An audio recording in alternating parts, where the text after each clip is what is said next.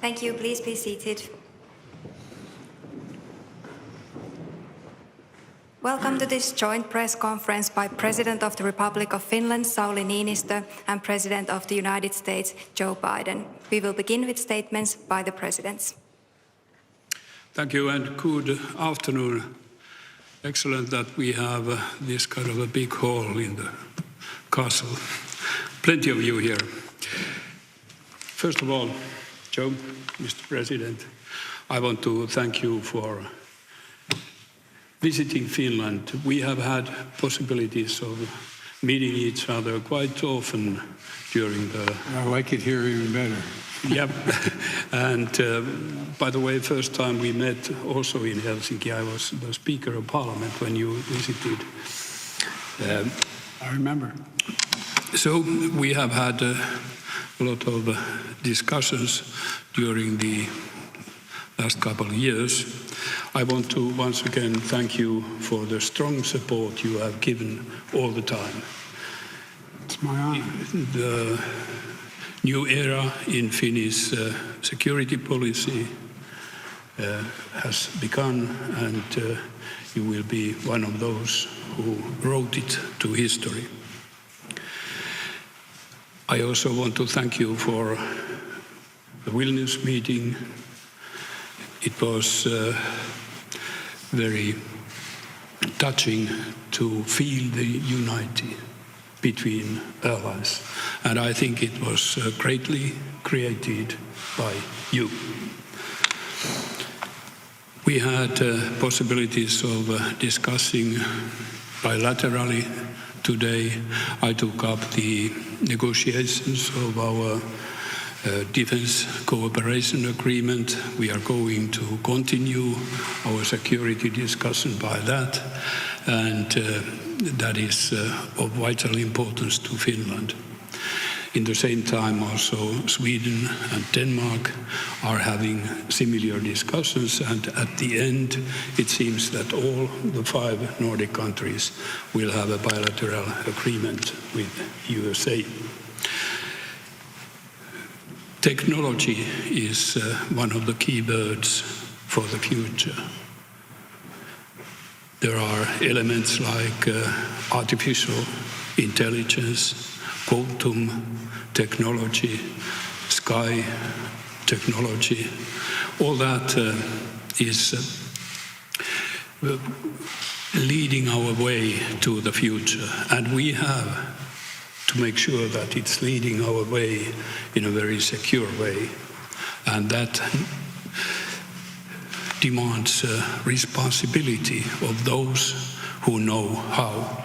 And that is why it is very important to coordinate and cooperate with our knowledge and resources forward in this sector. We also had a discussion on our neighbor, and I think that we both share similar views. The war in Ukraine was also discussed. We both see that we will continue support to Ukraine, which is defending not only herself, but also all the values we represent in the Western world. We also had a meeting with the Nordic family. It is a tradition which started during President Obama's time, and it has been a very valuable tool for us to get even better understand each other's. Security and technology were also discussed there, and a lot of time and thoughts were presented on environmental issues. So, once again, it has been great to have you here. Well, thank you, Mr. President. It's been great to be here. Look, it's an honor to be with you and our other Nordic friends. We just finished, I would suggest, a very productive U.S. Nordic Leaders Summit. on the heels of the historic NATO summit in Vilnius, and where Finland took its place at the table as our newest ally. We've always been friends, but the newest official ally member of NATO. And I also want to thank Minister Christensen of Sweden, who will soon be joining NATO, and Prime Minister Støre of Norway. We've had a great relationship, and Fredriksson of Denmark, and the Minister of Cobur's daughter of Ireland. You can tell that's a Freudian slip. I'm thinking of home. The daughter of Iceland, and I want to say I think we've had a very productive summit. We discussed, Mr. President, where we stand at an inflection point in history, where the decisions we make now are going to determine the course of the history for the next 4, 5, 6 decades. And this week we affirmed how Finland and the United States together with allies and partners are working in lockstep to set us on a stronger, safer, and more secure path, not just for Europe, not just for NATO, but for the world. In Vilnius, NATO met with 31 nations for the first time. We showed the world that our alliance is more united than ever, and soon it'll be 32 allies, thanks to an agreement with Turkey to move Sweden's accession protocols forward. And as capable partners and committed democracies, both Finland and Sweden are going to add significantly to the strength, security, and unanimity of NATO. And with stronger NATO, it makes the entire world stronger. Mr. President, as your ally, we want the people of Finland to know the United States is committed to Finland, committed to NATO, and those commitments are rock solid. That we'll defend every inch of NATO territory, and that includes Finland, obviously. Second, over the past week, we reaffirmed our unwavering support for the brave people of Ukraine as they defend their country against Russia's brutal and inhumane attacks.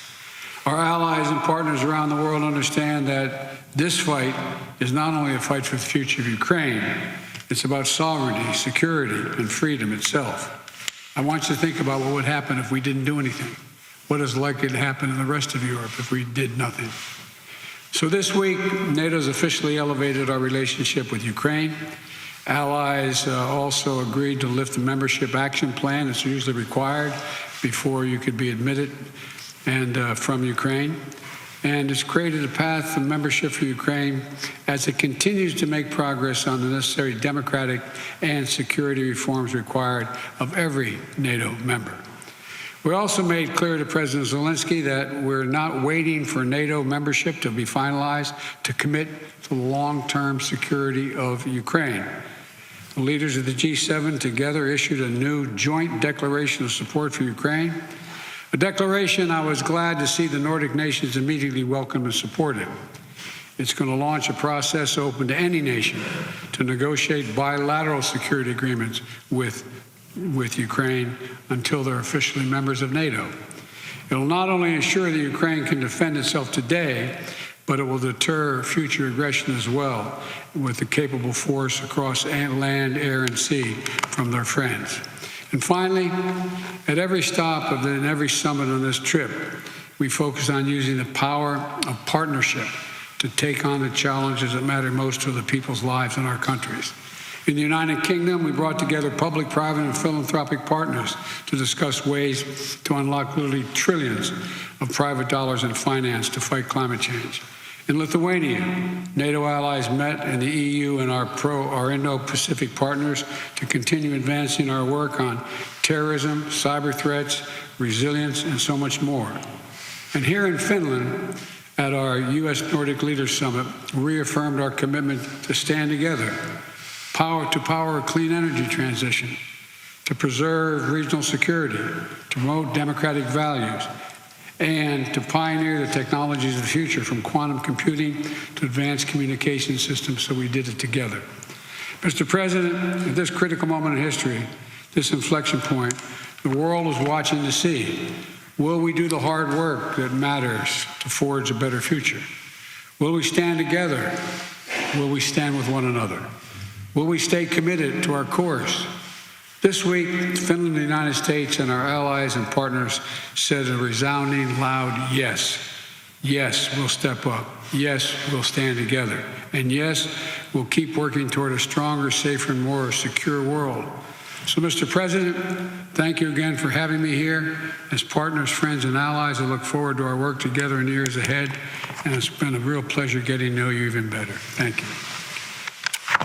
Thank you. Now we have time for questions. Shall we start with Yle and Ida Tikka? You. Finnish Public Broadcasting Service. My question is for Mr. President Biden. The political volatility of U.S. remains a big worry for European partners.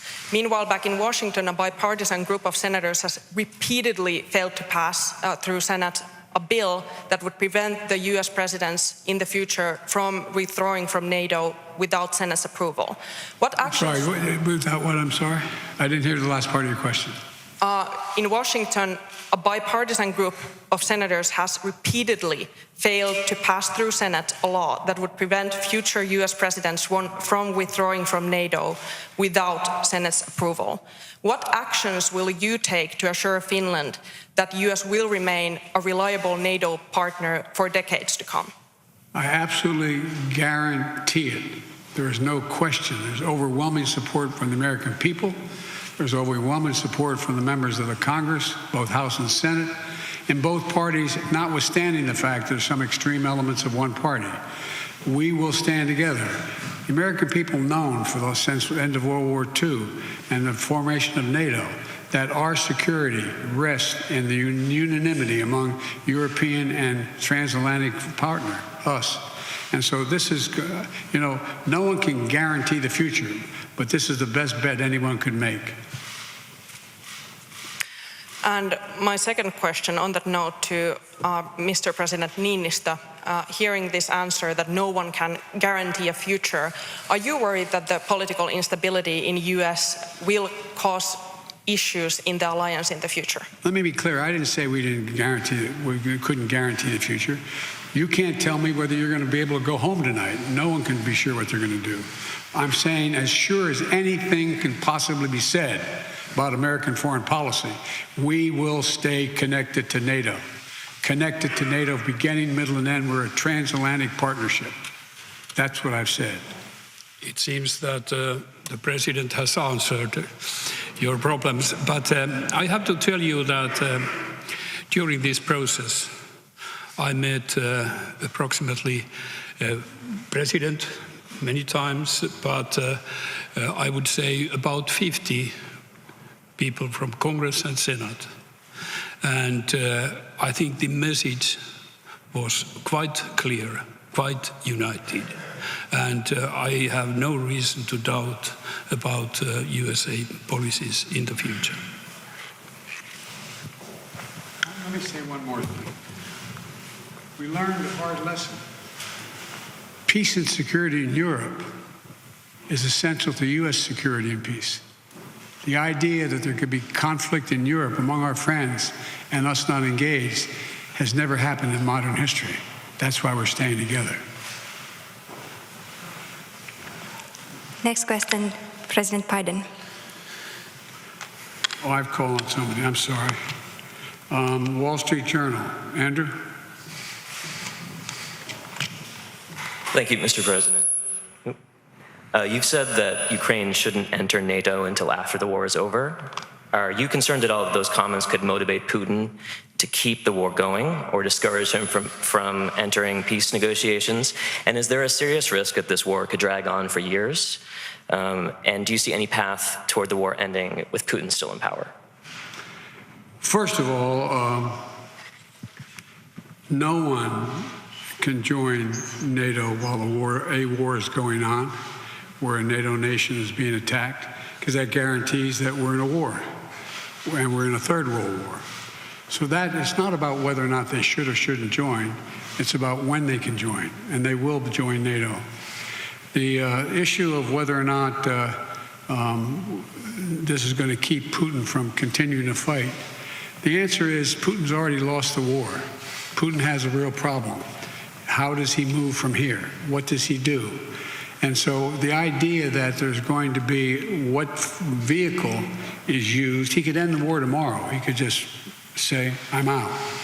But what agreement is ultimately reached depends upon Putin and what he decides to do. But there is no possibility of him winning the war in Ukraine.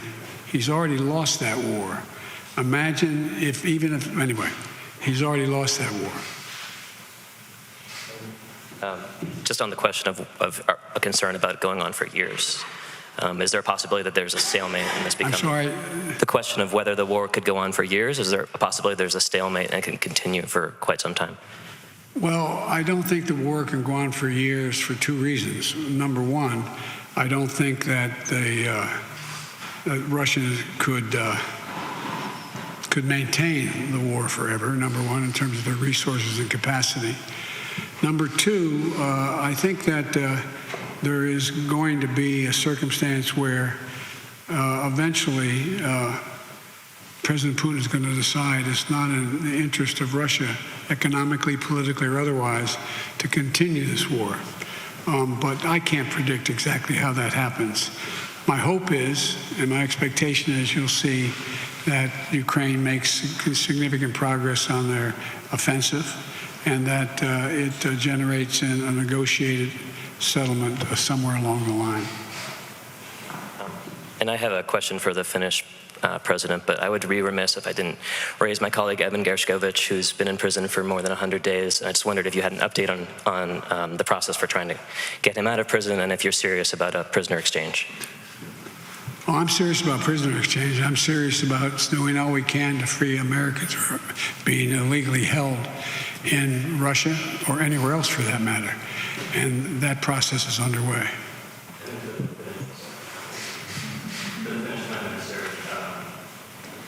Do you envision the possibility of the U.S. having a permanent military base in Finland? Like I told, we are discussing on DCA, the Defense Cooperation Agreement, and it has a lot of elements. They are still open, but we are open on negotiations, and I know that our counterpart is also very open.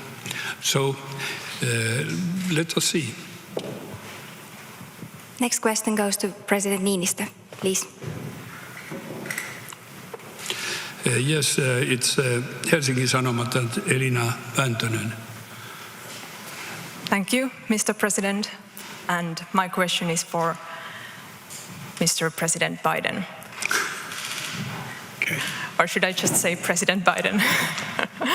You have repeatedly talked about Finlandization becoming NATOization of Finland. Now, based on what nation? You have repeatedly talked about Finlandization becoming NATOization of Finland. Based on your long experience, how does that change Finland's place in the world? Well, first of all, the context in which I said that was the gentleman who occupies a seat on the other side of your border in Moscow said he wanted the Finlandization of NATO. I said it was more likely to get the NATOization of Finland. That's the context in which that was said. And what was the second part of your question? I asked, how has Finland's position in the world changed during this NATO membership process? Finland's already a strong, vibrant nation. I think what Finland's joining NATO does, and Sweden as well, when the Nordic countries are all members of NATO, just makes the world safer. It significantly increases the prospect that there is less likely to be war. We're deadly earnest about the notion. We'll defend every single inch of NATO territory. And now we're on a way of getting to 32 NATO nations. That's a significant commitment. And so the likelihood of any nation voluntarily deciding they're going to attack one of the nations or Finland is highly unlikely. And so, but if it were to, they understand they're not just attacking Finland, they're attacking 31 other countries. Next question, President Biden, please. Oh, I'm sorry. I guess it's Arlette, CNN. Thank you, Mr. President. We've seen more disarray with Russian generals, most recently with the firing of a general who criticized the defense ministry, this following that rebellion by Prigozhin. Does this raise any new concerns about Putin potentially doing more drastic things regarding Ukraine, like nuclear weapons, or potentially against the U.S., like election interference? Well, first of all, they already interfered in American elections, so that would not be anything new. They did that last time they tried to. But with regard to, I don't think there's any real prospect, you never know, but of Putin using nuclear weapons. Not only has the West, but China and the rest of the world has said, don't go there. Don't go there. Number two. Number three, I think that determining what happens to Prigozhin, what happens to Vilnius, what happens when we discuss this in Vilnius is God only knows what he's likely to do. Well, I'm not even sure, we're not even sure where he is and what relationship he has. If I were he, I'd be careful what I ate. I'd be keeping my eye on my menu. But all kidding aside, who knows? I don't know. I don't think any of us know for certain what the future of Prigozhin is in Russia. And so I don't know how to answer that question beyond that. And if I could also ask you something about happening back home. You're seeing the GOP grappling with tying abortion rights to defense issues, including a block on military promotions by Senator Tuberville. What does this say about U.S. military readiness? And would you be willing to talk with Tuberville to try to work out some solution? I'd be willing to talk to him if I thought there was any possibility of him changing this ridiculous position he has. He's jeopardizing U.S. security by what he's doing. I expect the Republican Party to stand up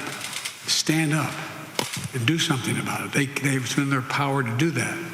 The idea that we don't have a chairman of the Joint Chiefs of Staff, the idea that we have all these promotions that are in abeyance right now, that we don't know what's going to happen, the idea that we're injecting into fundamental foreign policy decisions what in fact as a domestic social debate on social issues is bizarre. I don't ever recall that happening, ever. And it's just totally irresponsible in my view.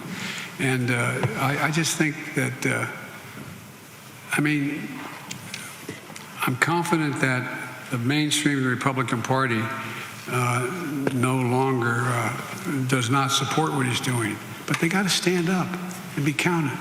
That's how it ends.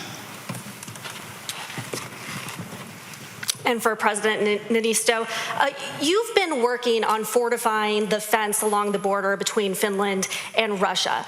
Is there anything that you're seeing recently that concerns you? And also, as a leader who shares a border with Russia, what more do you want to see done to deter Putin? During the beginning of our application process, surely we had to make sure first trying to figure out every possible negative action we might meet and surely how we respond on that. And we were very careful on that work. So at the moment, situation is quite calm. Hope it remains as such. But I just want to tell you that Finnish people do feel more secure at the moment. We have 80% of population supporting NATO membership and more than 80% who say that we will also protect our allies. That's the Finnish position. Thank you. This concludes the press conference. Thank you very much.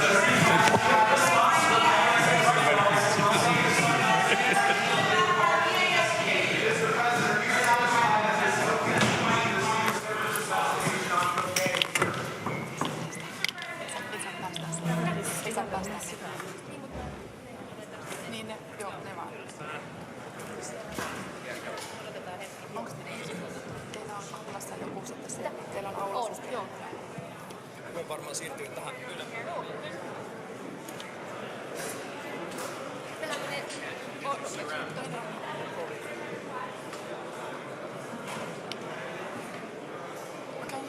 have your poll? Yes, we're going